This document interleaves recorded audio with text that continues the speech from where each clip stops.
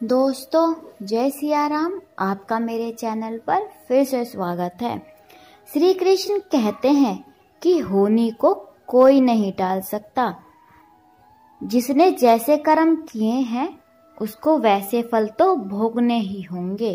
एक कथा के माध्यम से आज मैं आपको बताऊंगी कि होनी को स्वयं श्री कृष्ण भी नहीं टाल सकते।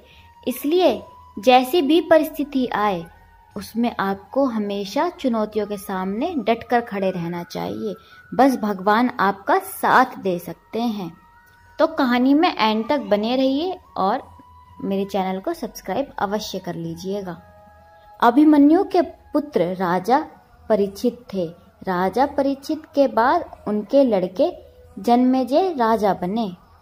एक दिन जन्मेजय वेदव्यास जी के पास बैठे थे।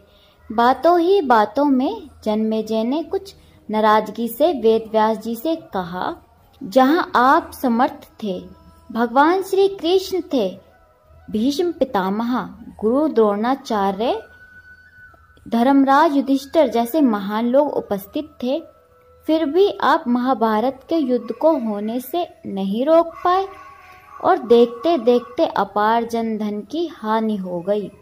यदि मैं उस समय रहा होता तो अपने पुरुषार्थ से इस विनाश को होने से बचा लेता।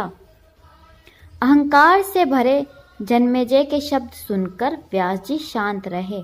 उन्होंने कहा, पुत्र, अपने पूर्वजों की क्षमता पर शंका ना करो। यह विधि द्वारा निश्चित था जो बदला नहीं जा सकता। यदि ऐसा हो सकता तो श्री कृष्ण में ही इतनी सामर्थ्य थी कि वे युद्ध को रोक सकते थे।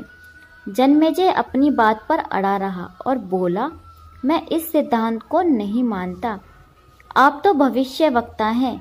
मेरे जीवन की होने वाली किसी होनी को बताइए, मैं उसे रोककर प्रमाणित कर दूंगा कि विधि का विधान निश्चित नहीं होता। व्यास जी ने कहा, पुत्र, यदि तू यही चाहता है तो सुन। कुछ वर्ष बाद तू काले घोड़े पर बैठकर शिकार करने जाएगा। दक्षिण दिशा में समुद्र तट पर पहुंचेगा। वहां तुम्हें एक सुंदर स्त्री मिलेगी जिसे तू महलों में लाएगा और उससे विवाह करेगा। मैं तुमको मना करूंगा कि ये सब मत करना, लेकिन फिर भी तुम यह सब करोगे। इसके बाद उस लड़की के कहने पर तू एक यज्ञ करेगा। मैं तुमको आज ही चेत कर रहा हूँ कि उस यज्ञ को तुम वृद्ध ब्राह्मणों से कराना, लेकिन वह यज्ञ तुम युवा ब्राह्मणों से कराओगे। जन्मेजय ने हंसते हुए व्यास जी की बात काटते हुए कहा कि मैं आज के बाद काले घोड़े पर ही नहीं बैठूंगा, तो ये सब घटनाएं घटित होंगी ही नहीं। व्यास जी ने कहा कि ये सब होगा, और अभी आगे की सुन। उस यज्ञ में एक ऐसी घटना घटित होगी कि तुम उस रानी के कहने पर उन युवा ब्राह्मणों को प्राण दंड दोगे, जिससे तुझे ब्रह्मा हत्या का पाप लगेगा। तुझे कुष्ठ रोग हो और वही तेरी मृत्यु का कारण बनेगा। इस घटनाक्रम को रोक सके तो रोक लो। व्यास जी की बात सुनकर जन्मेजय ने शिकार करना ही छोड़ दिया, परंतु जब होनी का समय आया तो उसे शिकार पर जाने की बलवती इच्छा हुई। उसने सोचा कि काला घोड़ा नहीं लूंगा, पर उस दिन उसे अस्तबल में काला घोड़ा ही मिला। तब उसने सोचा कि मैं दक्षिण दिशा में नहीं जाऊंगा, परंतु घोड़ा अनियंत्रित होकर दक्षिण दिशा की ओर गया और समुद्र तट पर पहुंचा। वहां पर उसने एक सुंदर स्त्री को देखा और उस पर मोहित हुआ। जन्मेजय ने सोचा कि इसे लेकर महल में तो जाऊंगा, लेकिन शादी नहीं करूंगा। परंतु उसे महलों में लाने के बाद उसके प्यार में पड़कर उससे विवाह कर लिया। फिर रानी के कहने से उसने यज्ञ भी किया। फिर रानी के कहने से जन्मेजय द्वारा यज्ञ भी किया गया। उस यज्ञ में युवा ब्राह्मण ही रखे गए। किसी बात पर युवा ब्राह्मण रानी पर हंसने लगे। रानी क्रोधित हो गई और रानी के कहने पर राजा जन्मेजय ने उन्हें प्राण दंड दे दिया, सजा दे दी, जिसके फलस्वरूप उसे कोढ़ हो गया। अब जन्मेजय घबरा गया और तुरंत व्यास जी के पास पहुंचा और उसने जीवन बचाने के लिए प्रार्थना करने लगा। व्यास जी ने कहा कि एक अंतिम अवसर तेरे प्राण बचाने का और देता हूँ।